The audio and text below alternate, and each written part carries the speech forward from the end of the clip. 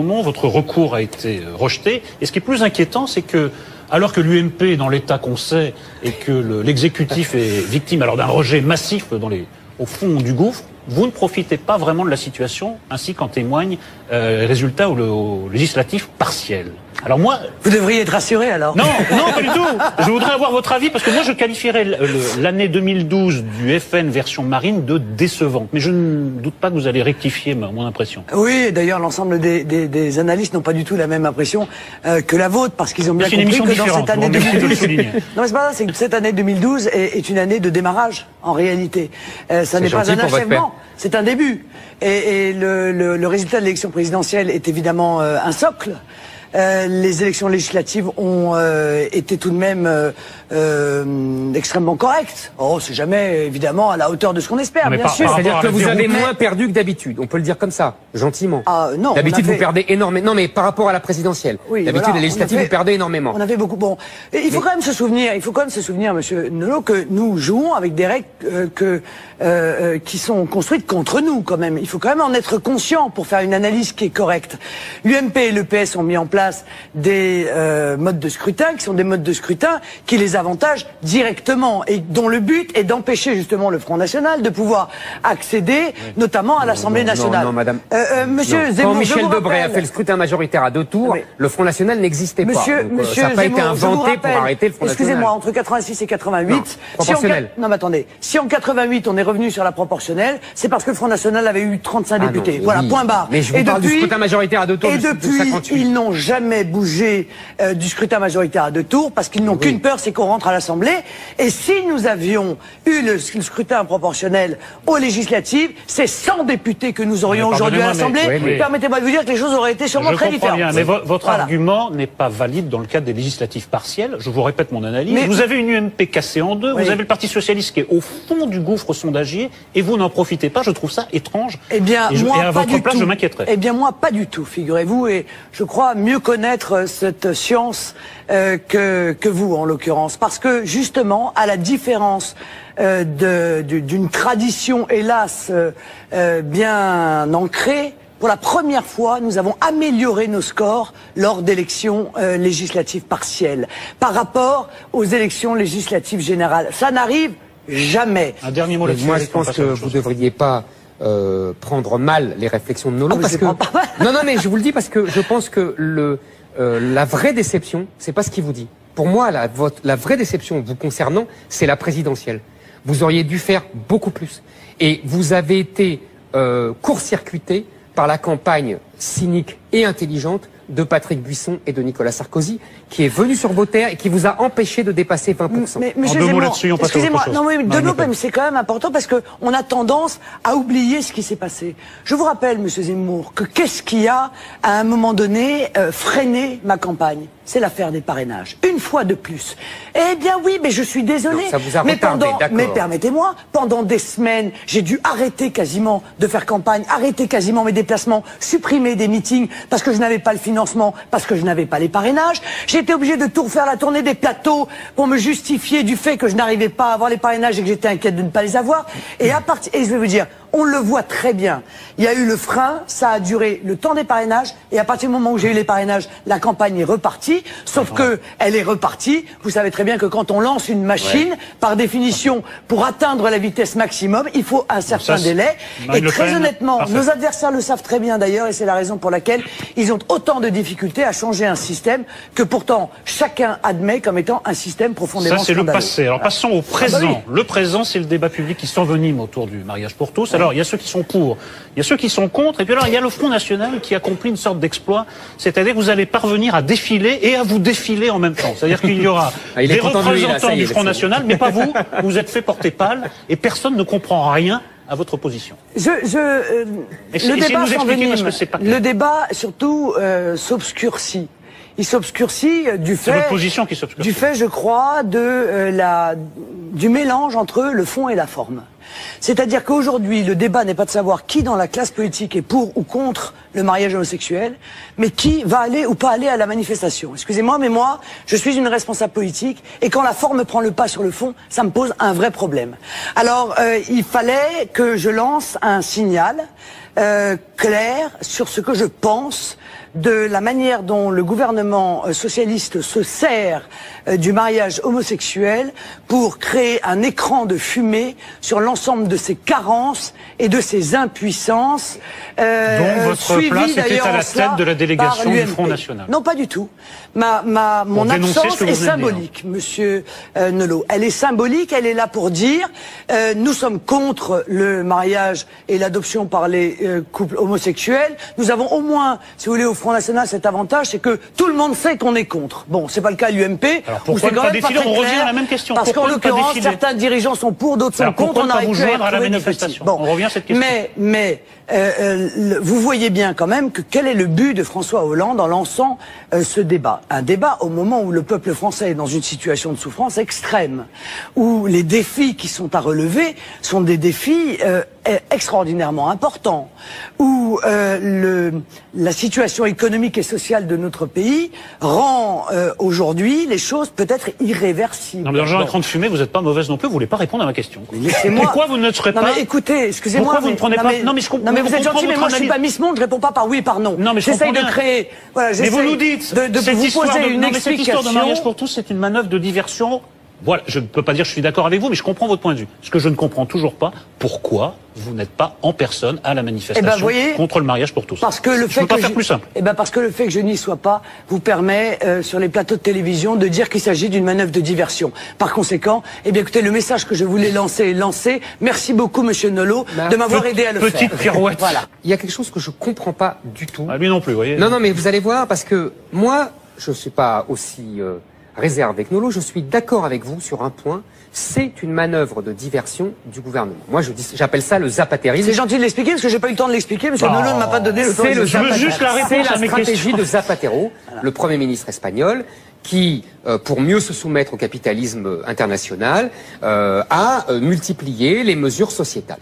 Moi, je vous donne acte là-dessus. Mais là où je ne vous comprends plus, mais vraiment plus, c'est que vous avez vraiment donné une multitude de verges pour vous faire battre. Vous nous dites, je vais pas à la manifestation parce que j'ai la cuirasse dure, non? Oui, voilà. Je vais pas à la manifestation parce que Copé y est.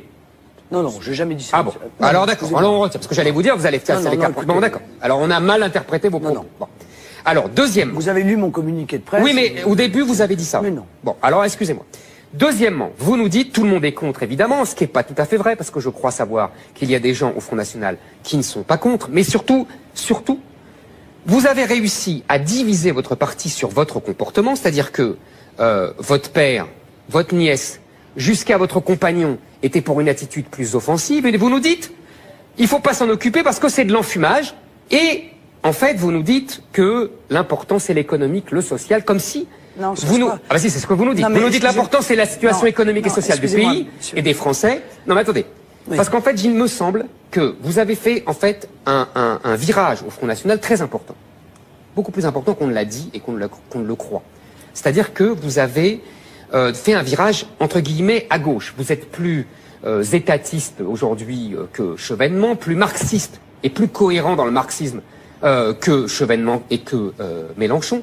Mais vous n'êtes pas allé au bout de votre mutation marxiste. Je m'explique et après je vous laisse parler. Quand vous lisez Marx et quand vous lisez des gens comme aujourd'hui Jean-Claude Michéa, il vous explique bien que le libéralisme et le libertarisme sont les deux faces d'une même monnaie. Donc quand on veut détruire la famille, Marx a des textes magnifiques là-dessus, c'est en fait pour que le capitalisme puisse imposer des nomades déstructurés, déracinés, qui ne soient que des consommateurs. Sauf que, quand vous attaquez le libéralisme, vous devriez attaquer du même pas le libertarisme avec le mariage pour tous, pseudo-mariage. Non, et vous le faites pas. Mais vous êtes là à nous dire, c'est économique, social, moi, je vous dis plusieurs choses. D'abord, pour répondre à votre première question, de la même manière que je réponds à M. Mélenchon qui me dit, ah mais vous défendez les travailleurs, mais vous n'êtes pas manifesté pour défendre les travailleurs, je dis, je ne manifeste pas à côté des complices. D'accord? Je ne manifeste pas main dans la main avec les complices de cela. Or, il m'apparaît, et vous venez de le rappeler, que tous ceux qui défendent aujourd'hui une politique mondialiste, ultralibérale, de libre-échange, sont en réalité les pires adversaires de la nation et de la famille. Donc, l'UMP peut témoigner, je leur dis tout le temps. L'UMP porte donc une responsabilité aussi importante que le Parti socialiste dans la destruction programmée de la cellule famille protectrice et de la cellule nation protectrice. Et qui va le dire ça? Et qui va attirer l'attention? Eh ben, ben non, vous le dites pas. La preuve, on est en train d'en parler. Non, c'est moi qui le dis, c'est pas vous. Mais vous nous dites, oh, c'est pas grave, c'est pas un sujet, c'est de l'enfumage.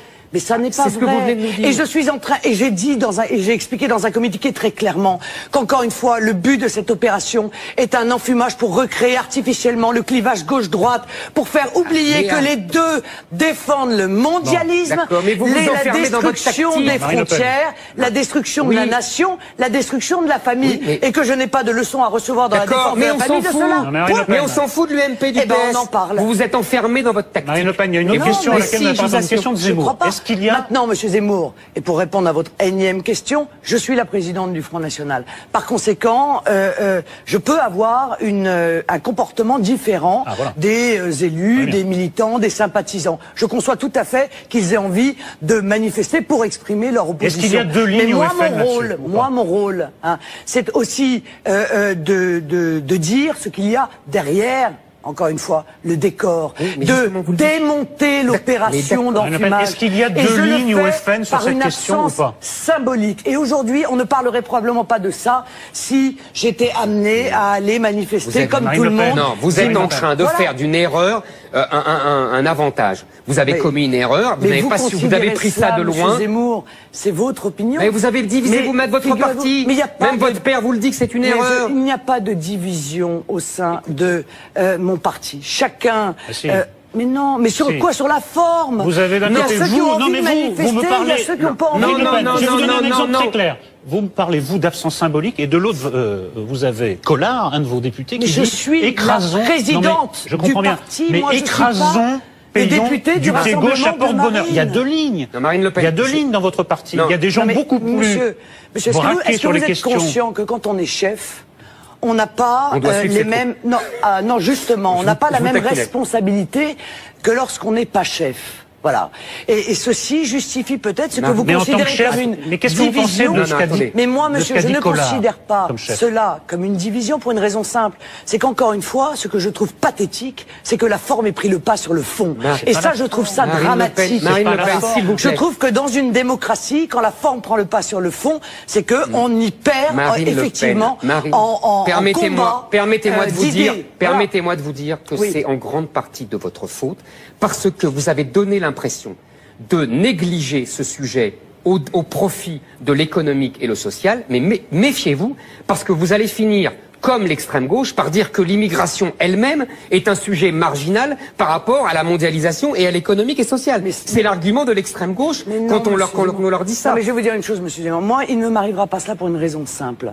C'est qu'on peut être d'accord ou pas d'accord avec les idées que je défends. Mais je suis d'une totale cohérence dans le combat que je mène.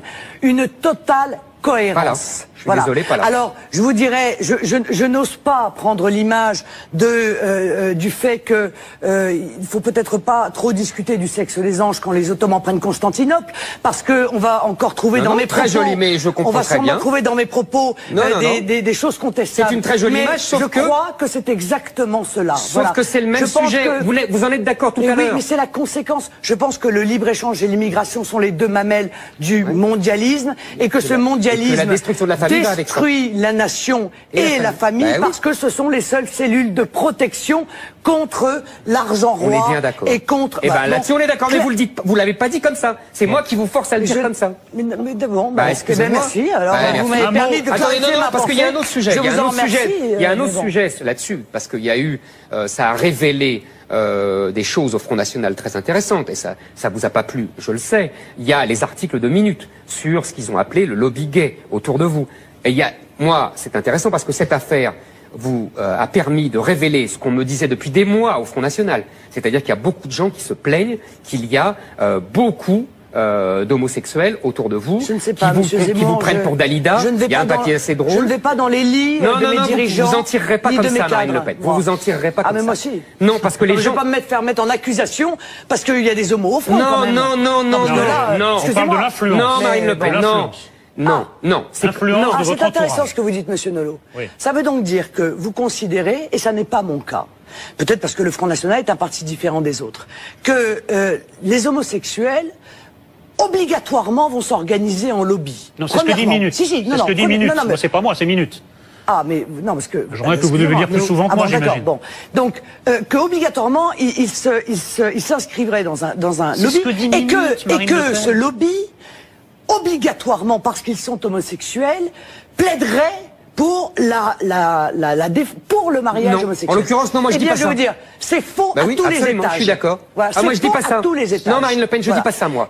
Moi je dis que c'est comme à la mairie de Paris. Permettez-moi. Il y a des rapprochements, il y a des gens qui sont proches les uns des autres, soit ils sont francs-maçons, soit ils sont auvergnats, soit ils sortent tous de Sciences Po ou de l'ENA, soit ils sont homosexuels. Et donc, ils recrutent des gens qui leur sont proches. Et on m'explique autour de vous, c'est la même chose qu'à la mairie de Paris, c'est-à-dire que les homosexuels embauchent des homosexuels. Non, mais écoutez... Mais je vous dis les choses telles qu'on les dit. Mais si oui, je trouve qu'on en soit à discuter de ça. Bon, vous savez, je vais vous dire, Monsieur Zemmour, honnêtement, moi je suis pour la liberté individuelle, dans le cadre de la loi.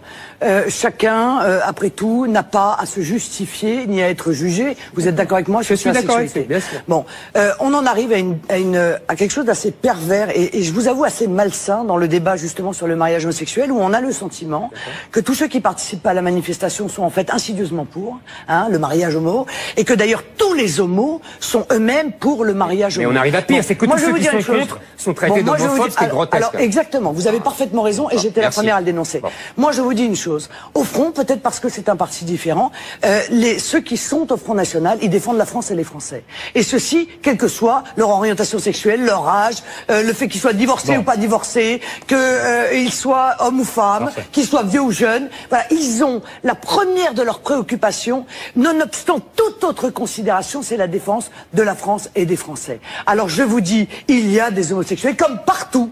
Comme partout, ils ne sont pas organisés en lobby, ils ne sont pas, pour l'immense majorité d'entre eux, comme d'ailleurs en France, pour le mariage homosexuel, et même s'ils étaient constitués en lobby, ce qui n'est pas le cas, croyez-moi, je suis absolument imperméable à toute influence de ce style. Sinon, Monsieur Zemmour, je ne serais pas là où je suis aujourd'hui. Marine Le Pen, on finit sur cette question. Il n'empêche qu'on a l'impression qu'il y a deux lignes au Front National. Vous, une ligne un peu plus ouverte, et puis des gens plus durs, comme votre député, Monsieur Collard, qui veut écraser... Mais non, mais on a l'impression que c'est le vieux Front National qui ne veut pas mourir pour que le nouveau advienne. Vous mélangez un peu le fond et la forme. Mais quand Monsieur Collard dit « écrasons Vincent Payon du pied gauche », comment je dois prendre la chose? Sur le fond ou sur la forme? C'est quand même pas la première fois que Collard a un langage fleuri. Je crois que ça fait partie... Mais est-ce que vous le désavouez ou pas? En l'occurrence, vous le désavouez ou pas? Non, mais je ne désavoue plus personne. J'en ai marre de la repentance. Ras-le-bol. Voilà, d'accord. Voilà, donc j'assume tout.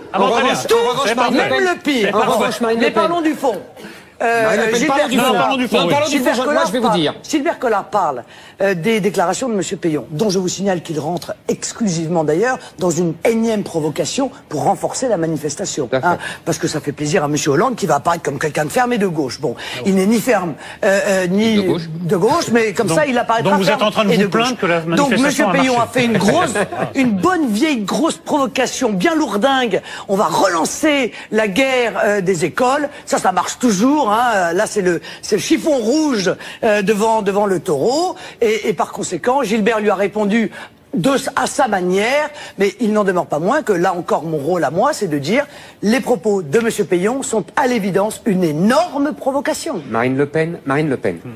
N'allons pas sur la forme et sur le fond. Est-ce que ces divergences, parce qu'il y a quand même des divergences, ne révèlent pas deux époques du Front National? Je veux dire par là, un Front National de votre père, traditionnel, qui défend la religion catholique et l'ordre traditionnel. On en revient là. Et deuxièmement, un Front National qui s'inspire de l'exemple hollandais, non pas de François Hollande, mais de la Hollande de Pim Fortuyn, je précise. C'est-à-dire qu'il y a de nombreuses personnes, 68ardes, homosexuels ou femmes qui voient dans l'islam un père fouettard qui va détruire les conquêtes de 68 et qui votent pour le Front National. Il y a deux époques dans le Front National. Non mais écoutez, monsieur Zemmour, faut arrêter de faire de la psychologie de base. Mais c'est pas de la psychologie, c'est de l'analyse sociologique. Et de sonder les cœurs et les reins. Il y a des gens qui vivent, qui sont des Français en France, qui voient qu'ils n'arrivent plus à décider de leur destin, que leurs gamins trouveront pas de boulot, que eux-mêmes n'arrivent pas à faire bouillir la marmite, que quand ils sortent, ils ont peur de se faire attaquer et qu'ils ne vivent plus en sécurité, que leur pays ne ressemble plus à leur pays, que les valeurs traditionnelles sont en train de disparaître, qu'on est en train de jouer avec des hochets qui sont des hochets dangereux. Voilà. Et ceux-là, qu'ils soient homosexuels ou pas homosexuels, qu'ils soient ceci ou cela, croyants ou non croyants, catholiques ou pas catholiques, eh bien, ils sont inquiets de cette situation. Et moi, mon rôle, c'est de répondre à cette inquiétude en leur apportant des solutions. Alors, sonder les cœurs et les reins des uns et des autres. Ça, pourquoi est-ce qu'ils votent Front National? Est-ce que c'est pour ceci? Est-ce que c'est pour cela? Moi, ce que je vois, c'est qu'ils sont français, profondément français, amoureux de la race des amoureux de la France, et que cette France est en train d'être disloquée, et que je dire une chose à la limite, le mariage homosexuel, voyez-vous, c'est comment dire, on peut revenir dessus. C'est pas définitif, c'est pas rédhibitoire, mais les délocalisations, monsieur Zemmour, les transferts de technologie, la perte de savoir-faire, la perte de nos frontières, l'immigration, ça, c'est probablement rédhibitoire. Marine Le Pen, alors quelques questions politico-financières. Il y a une actualité politico-financière, d'abord avec Jérôme Cahuzac, alors qu'il fait l'objet d'une enquête préliminaire pour blanchiment supposé de fraude fiscale. Est-ce qu'il doit démissionner selon vous? C'est-à-dire, monsieur Cahuzac peut être tout, sauf ministre du budget, quoi. C'est ça le problème. C'est qu'à un moment donné, il pourrait prendre tous les postes, y compris peut-être Premier ministre, mais il pourrait pas être ministre du budget parce que... Donc il est coupable, hein, avant même d'avoir été jugé. C'est pas ce que j'ai dit. C'est que même s'il est innocent, les résultats de l'enquête pèseront sur les résultats de l'enquête la suspicion que les services de Bercy ont pu apporter des mauvaises réponses parce qu'il est leur ministre. C'est ça le problème. Vous comprenez? Donc je trouve que même dans son intérêt à lui, il aurait tout intérêt à, je sais pas, peut-être intervertir son poste de ministre avec un autre pour que les résultats de l'enquête, si d'ailleurs les résultats de l'enquête le blanchissent, eh bien ne soient pas, ne pèsent pas sur eux le soupçon du conflit d'intérêts et de la pression politique. Est-ce que ce principe vaut pour vous? Je vois qu'il y a une demande de levée de votre immunité parlementaire qui a été déposée suite à une plainte du MRAP pour incitation à la haine raciale. Mais quel est le rapport? Est-ce qu'il faut que vous vous mettiez en congé de votre... Non mais excusez-moi. En attendant la fin. Non mais je sais pas. Posons le principe alors général, parce que tous les gens mis en cause démissionnent jusqu'à la fin de la procédure. Je suis pas ministre, moi. Ah bon, ça vaut pas pour les députés, juste pour les ministres. Mais enfin, écoutez, ce que vous dites est absolument... excusez-moi... Non mais j'ai pas un homme ou une femme publique mis en cause, ça ne vaut que pour les ministres le coup de la démission. Moi je suis une dirigeante d'un parti d'opposition. Alors je vais vous dire, le nombre de procès qu'on va me faire est évidemment à la hauteur de l'énergie que je mets à combattre le système qui dépose des plaintes contre moi, voyez-vous. Alors à ce moment-là, vous me direz si on respecte votre proposition, il n'y a plus d'opposition, là on est tranquille, oui. Là le système est cool. Non mais ce qui vaut pour Cahuzac vaut pas pour vous, c'est étrange. Par l'intermédiaire d'une association contre un adversaire politique et celui-ci ne peut plus faire de politique. Mais pourquoi vous ne faites pas comme Jean-François Copé qui est allé s'expliquer avec le Conseil français du culte musulman, qui a retiré sa plainte? Pourquoi vous ne vous expliquez pas avec le MRAP? Parce que je suis assez...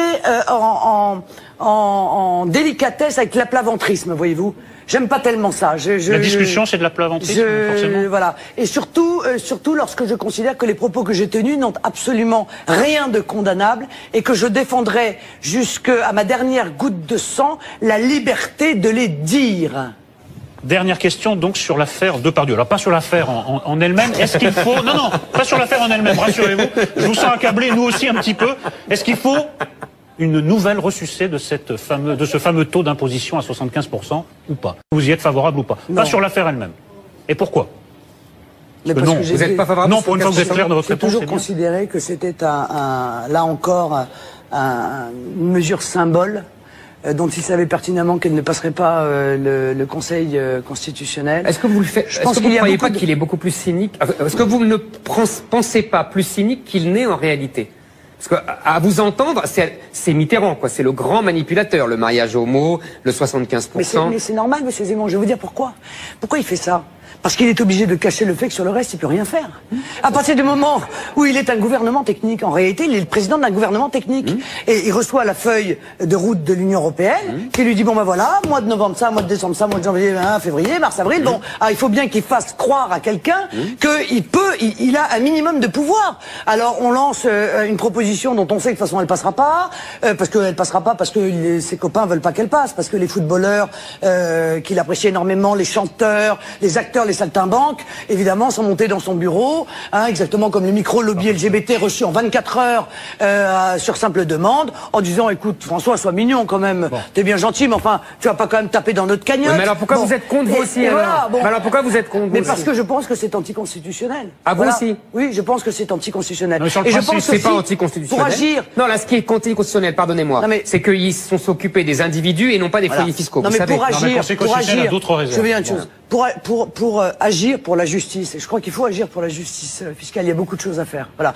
Et il y avait d'abord à s'intéresser à la fiscalité des entreprises. Bon, je sais que c'est pas beaucoup votre sujet, que ça vous intéresse. Non, ça nous intéresse, ça nous intéresse. Mais vous savez bien qu'il y a... Maintenant, elle va nous donner des leçons d'économie. Non, mais il y a le...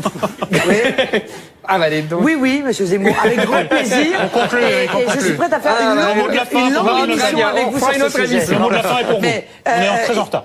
Oui, d'accord, mais on est très en retard. Mais il n'en demeure pas moins qu'il y a des catégories, qu'elles soient des entreprises, et notamment les TPE, PME, PMI, ou que ce soit les classes moyennes, qui voient peser sur elles un poids absolument excessif de l'impôt, alors que d'autres, qui sont dans les hautes sphères, s'en débarrassent assez facilement. C'est à cette injustice-là, immédiatement, qu'il fallait s'attaquer, mais ça, bien entendu, monsieur Hollande s'est bien privé de le faire.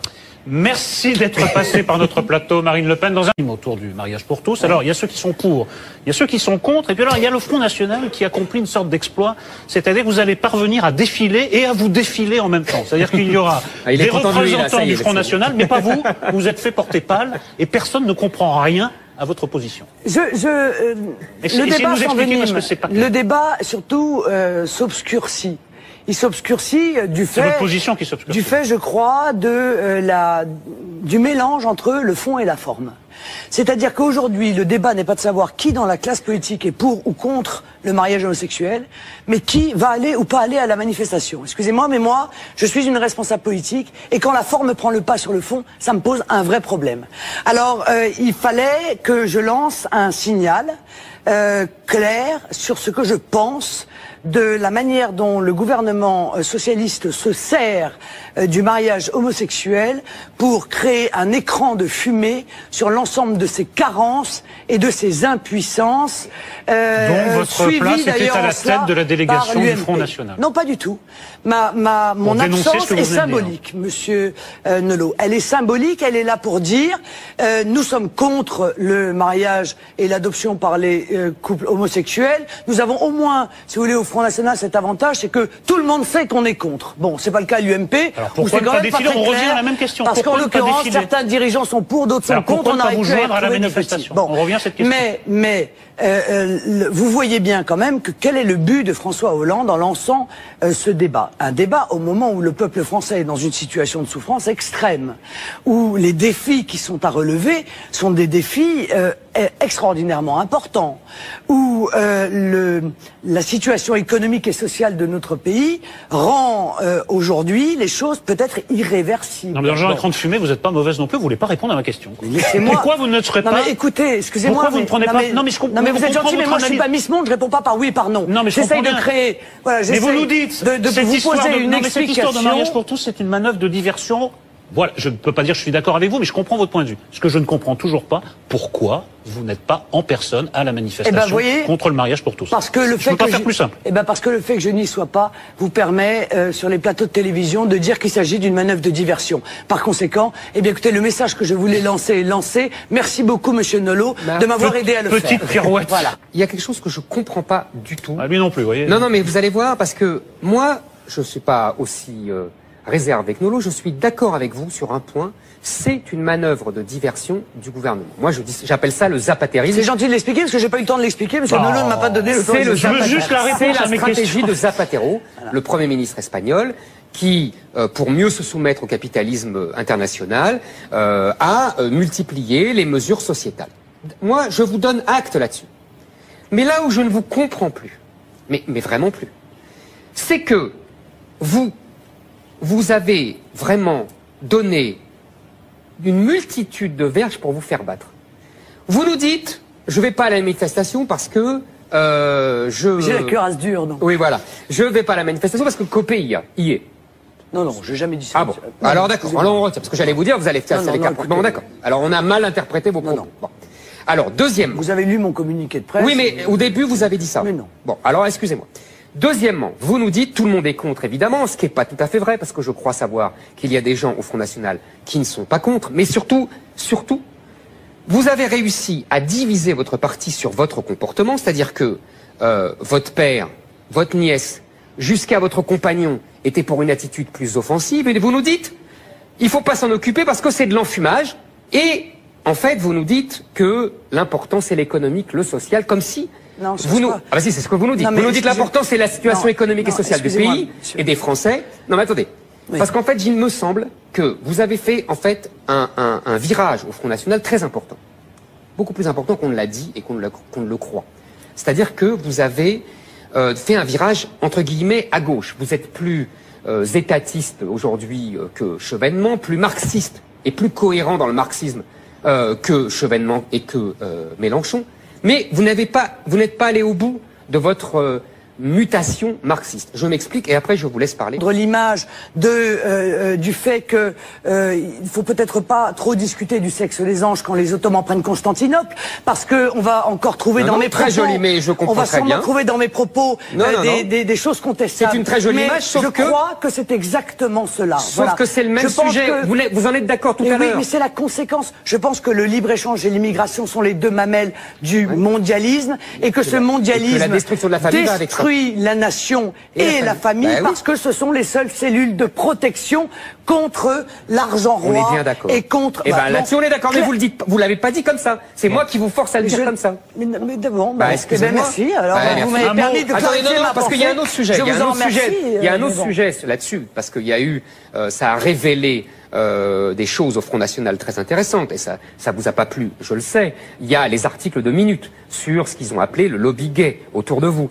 Et moi, c'est intéressant parce que cette affaire vous a permis de révéler ce qu'on me disait depuis des mois au Front National. C'est-à-dire qu'il y a beaucoup de gens qui se plaignent qu'il y a beaucoup d'homosexuels autour de vous, je ne sais pas, qui vous prennent pour Dalida. Il y a un papier assez drôle. Je ne vais pas dans les lits de mes dirigeants. Vous en tirerez pas comme ça, Marine Le Pen. Vous vous en tirerez pas comme ça. Ah mais moi aussi. Non, parce que les gens... Je vais pas me faire mettre en accusation parce qu'il y a des homos au front. Non. On parle de l'influence. Non, Marine Le Pen, non.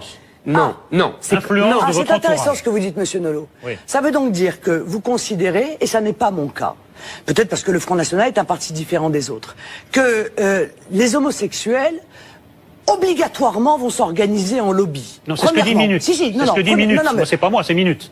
Ah, mais non, parce que... J'aimerais que vous deviez le dire plus souvent que moi, j'imagine. Bon. Donc, que obligatoirement, ils s'inscriveraient dans un lobby, et que ce lobby, obligatoirement, parce qu'ils sont homosexuels, plaiderait pour pour le mariage homosexuel. En l'occurrence, non, moi je dis pas ça. Je veux dire, c'est faux à tous les étages. Je suis d'accord. Voilà, moi je dis pas ça. À tous les étages. Non, Marine Le Pen, je dis pas ça moi.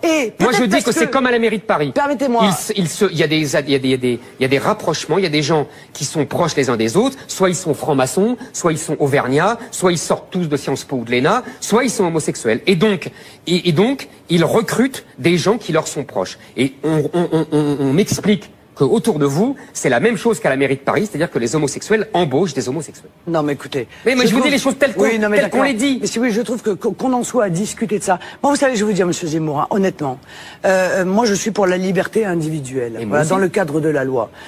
Chacun, après tout, n'a pas à se justifier, ni à être jugé. Vous êtes d'accord avec moi? Je suis d'accord avec vous, bien sûr. Bon, on en arrive à quelque chose d'assez pervers, et je vous avoue assez malsain dans le débat, justement, sur le mariage homosexuel, où on a le sentiment sentiment que tous ceux qui participent à la manifestation sont en fait insidieusement pour le mariage homo, et que d'ailleurs tous les homos sont eux-mêmes pour le mariage homo. Mais on arrive à pire, c'est que tous ceux qui sont contre sont traités d'homophobes, c'est grotesque. Alors exactement, vous avez parfaitement raison, et j'étais la première à le dénoncer. Moi je vous dis une chose, au Front, peut-être parce que c'est un parti différent, ceux qui sont au Front National, ils défendent la France et les Français. Et ceci, quelle que soit leur orientation sexuelle, leur âge, le fait qu'ils soient divorcés ou pas divorcés, qu'ils soient hommes ou femmes, qu'ils soient vieux ou jeunes. Voilà, ils ont la première de leurs préoccupations, nonobstant toute autre considération, c'est la défense de la France et des Français. Alors je vous dis, il y a des homosexuels comme partout. Comme partout, ils ne sont pas organisés en lobby, ils ne sont pas, pour l'immense majorité d'entre eux, comme d'ailleurs en France, pour le mariage homosexuel, et même s'ils étaient constitués en lobby, ce qui n'est pas le cas, croyez-moi, je suis absolument imperméable à toute influence de ce style. Sinon, monsieur Zemmour, je ne serais pas là où je suis aujourd'hui. Marine Le Pen, on finit sur cette question. Il n'empêche qu'on a l'impression qu'il y a deux lignes au Front National. Vous, une ligne un peu plus ouverte, et puis des gens plus durs, comme votre député, Monsieur Collard, qui veut écraser... Mais non, mais on a l'impression que c'est le vieux Front National qui ne veut pas mourir pour que le nouveau advienne. Vous mélangez un peu le fond et la forme. Mais quand Monsieur Collard dit « écrasons Vincent Peillon du pied gauche », comment je dois prendre la chose? Sur le fond ou sur la forme? C'est quand même pas la première fois que Collard a un langage fleuri. Je crois que ça fait partie... Mais est-ce que vous le désavouez ou pas? En l'occurrence, vous le désavouez ou pas? Non, mais je ne désavouerai plus personne. J'en ai marre de la repentance. Ras-le-bol. Voilà, d'accord? Voilà, donc j'assume tout. Quand vous lisez Marx et quand vous lisez des gens comme aujourd'hui Jean-Claude Michéa, ils vous expliquent bien que le libéralisme et le libertarisme sont les deux faces d'une même monnaie. Donc quand on veut détruire la famille, Marx a des textes magnifiques là-dessus, c'est en fait pour que le capitalisme puisse imposer des nomades déstructurés, déracinés, qui ne soient que des consommateurs. Sauf que, quand vous attaquez le libéralisme, vous devriez attaquer du même pas le libertarisme avec le mariage pour tous, c'est la conséquence. Non, et vous le faites pas. Mais vous êtes là à nous dire, c'est économique, social, moi, je vous dis plusieurs choses. D'abord, pour répondre à votre première question, de la même manière que je réponds à M. Mélenchon qui me dit « Ah, mais vous défendez les travailleurs, mais vous venez pas manifester pour défendre les travailleurs », je dis « Je ne manifeste pas à côté des complices ». D'accord? Je ne manifeste pas main dans la main avec les complices de cela. Or, il m'apparaît, et vous venez de le rappeler, que tous ceux qui défendent aujourd'hui une politique mondialiste, ultralibérale, de libre-échange, sont en réalité les pires adversaires de la nation et de la famille. Donc, l'UMP peut témoigner, je leur dis tout le temps. L'UMP porte donc une responsabilité aussi importante que le Parti Socialiste dans la destruction programmée de la cellule famille protectrice et de la cellule nation protectrice. Et qui va le dire ça? Et qui va attirer l'attention? Eh ben, c'est pas vous. Ben non, vous le dites pas. La preuve, on est en train d'en parler. Non, c'est moi qui le dis, c'est pas vous. Mais vous nous dites, c'est pas grave, c'est pas un sujet, c'est de l'enfumage. Mais ça n'est pas vrai. C'est ce que vous venez de nous dire. Et je suis en train, et j'ai dit et j'ai expliqué dans un communiqué très clairement qu'encore une fois, le but de cette opération est un enfumage pour recréer artificiellement le clivage gauche-droite, pour faire oublier que les deux défendent le mondialisme, la destruction des frontières, la destruction de la nation, la destruction de la famille, et que je n'ai pas de leçons à recevoir dans la défense de la famille de cela. Mais on s'en fout de l'UMP du PS. On en parle. Vous vous êtes enfermé dans votre tactique. Marine Le Pen, il y a une autre question à laquelle on n'a pas posé, question de Zemmour.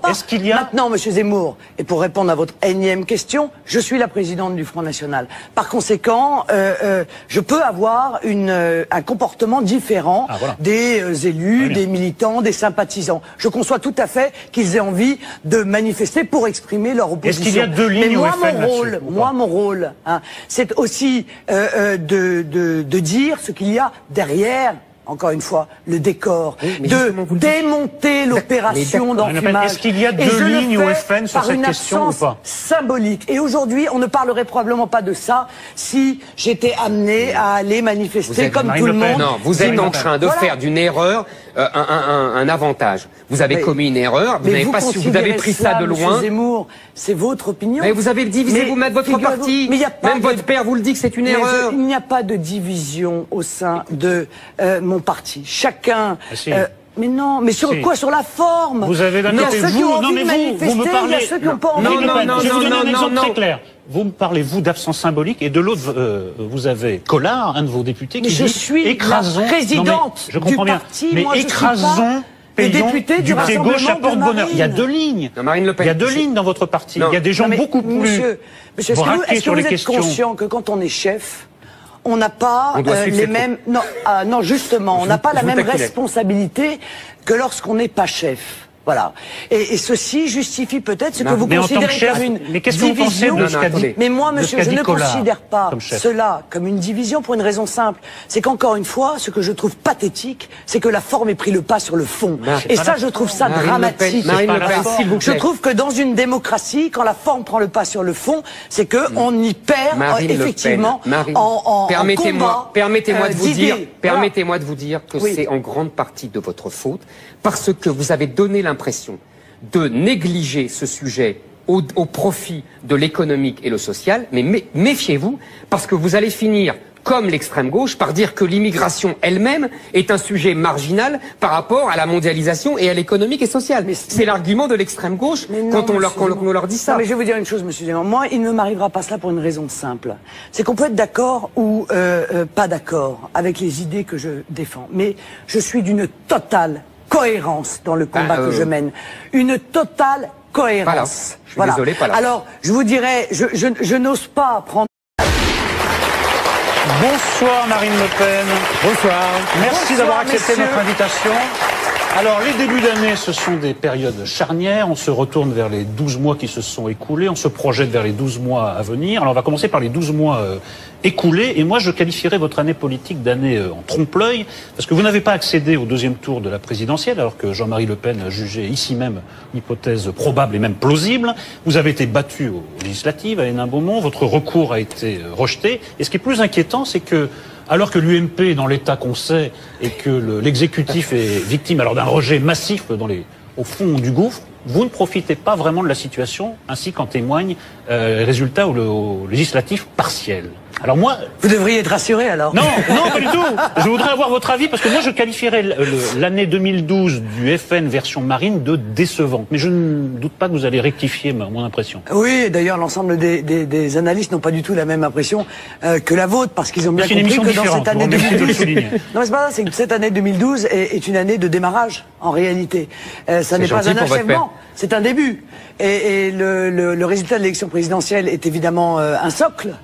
Les élections législatives ont été tout de même extrêmement correctes. Oh, c'est jamais évidemment à la hauteur de ce qu'on espère, bien sûr. C'est-à-dire que vous avez moins perdu que d'habitude. On peut le dire comme ça, gentiment. Ah non. D'habitude, vous perdez énormément. Non, mais par rapport à la présidentielle. Oui, d'habitude, voilà, les législatives, vous perdez énormément. On avait beaucoup. Bon, il faut quand même se souvenir, Monsieur Nolot, que nous jouons avec des règles qui sont construites contre nous, quand même. Il faut quand même en être conscient pour faire une analyse qui est correcte.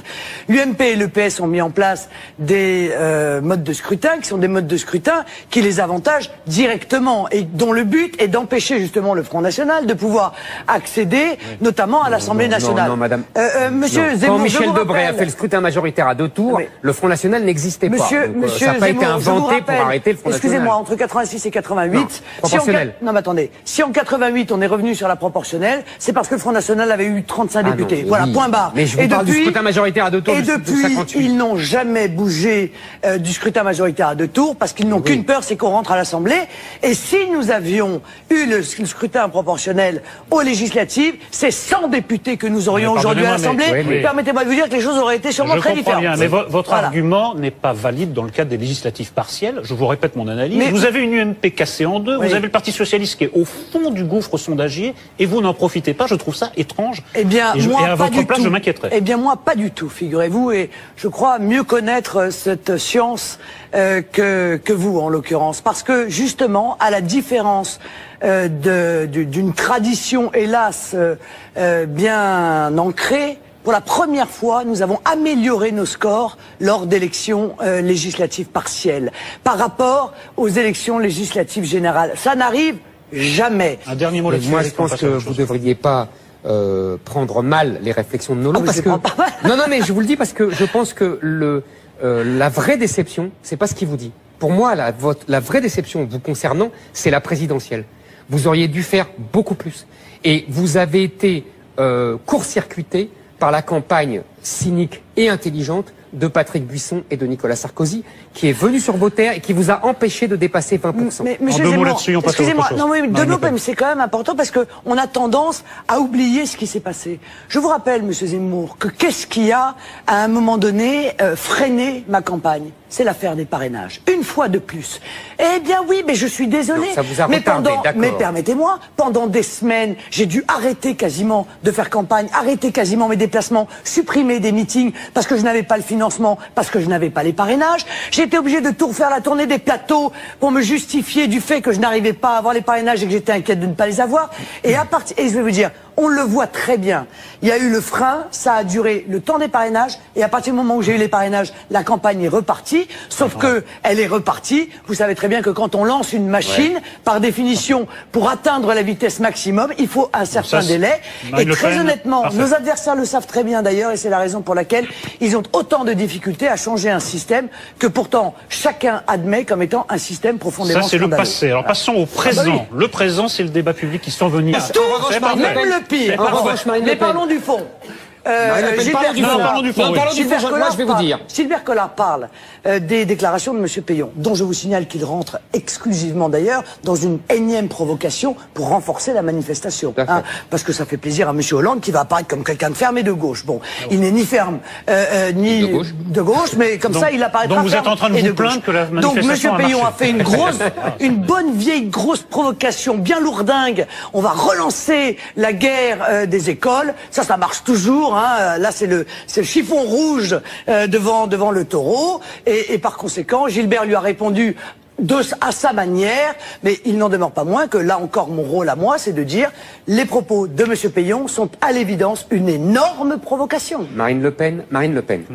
N'allons pas sur la forme et sur le fond. Est-ce que ces divergences, parce qu'il y a quand même des divergences, ne révèlent pas deux époques du Front National? Je veux dire par là, un Front National de votre père, traditionnel, qui défend la religion catholique et l'ordre traditionnel. On en revient là. Et deuxièmement, un Front National qui s'inspire de l'exemple hollandais, non pas de François Hollande, mais de la Hollande de Pim Fortuyn, je précise. C'est-à-dire qu'il y a de nombreuses personnes, 68ardes, homosexuels ou femmes, qui voient dans l'islam un père fouettard qui va détruire les conquêtes de 68 et qui votent pour le Front National. Il y a deux époques dans le Front National. Non mais écoutez, monsieur Zemmour, faut arrêter de faire de la psychologie de base. Mais c'est pas de la psychologie, c'est de l'analyse sociologique. Et de sonder les cœurs et les reins. Il y a des gens qui sont des Français en France, qui voient qu'ils n'arrivent plus à décider de leur destin, que leurs gamins trouveront pas de boulot, que eux-mêmes n'arrivent pas à faire bouillir la marmite, que quand ils sortent, ils ont peur de se faire attaquer et qu'ils ne vivent plus en sécurité, que leur pays ne ressemble plus à leur pays, que les valeurs traditionnelles sont en train de disparaître, qu'on est en train de jouer avec des hochets qui sont des hochets dangereux. Voilà. Et ceux-là, qu'ils soient homosexuels ou pas homosexuels, qu'ils soient ceci ou cela, croyants ou non croyants, catholiques ou pas catholiques, eh bien, ils sont inquiets de cette situation. Et moi, mon rôle, c'est de répondre à cette inquiétude en leur apportant des solutions. Alors, sonder les cœurs et les reins des uns et des autres. Ça, pourquoi est-ce qu'ils votent Front National? Est-ce que c'est pour ceci? Est-ce que c'est pour cela? Moi, ce que je vois, c'est qu'ils sont français, profondément français, amoureux de la race des amoureux de la France, et que cette France est en train d'être disloquée, et que je veux dire une chose à la limite, le mariage homosexuel, voyez-vous, comment dire, on peut revenir dessus.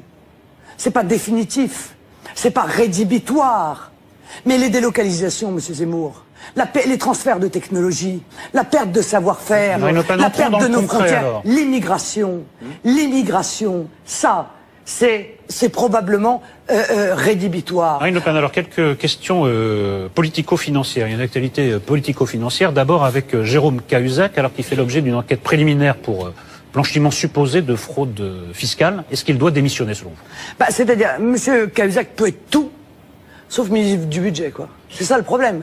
C'est qu'à un moment donné, il pourrait prendre tous les postes, y compris peut-être Premier ministre, mais il pourrait pas être ministre du budget parce que... Donc il est coupable, hein, avant même d'avoir été jugé. C'est pas ce que j'ai dit. C'est que même s'il est innocent, les résultats de l'enquête pèseront sur les résultats de l'enquête la suspicion que les services de Bercy ont pu apporter des mauvaises réponses parce qu'il est leur ministre. C'est ça le problème.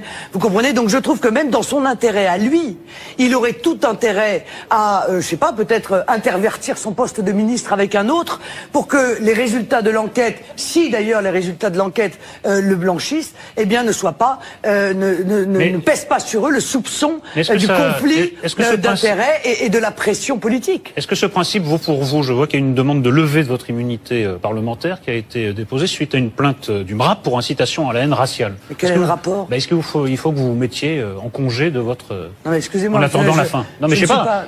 Posons le principe alors général, parce que tous les gens mis en cause démissionnent jusqu'à la fin de la procédure. Je suis pas ministre, moi. Ah bon, ça vaut pas pour les députés, juste pour les ministres. Mais enfin, écoutez, ce que vous dites est absolument... excusez-moi...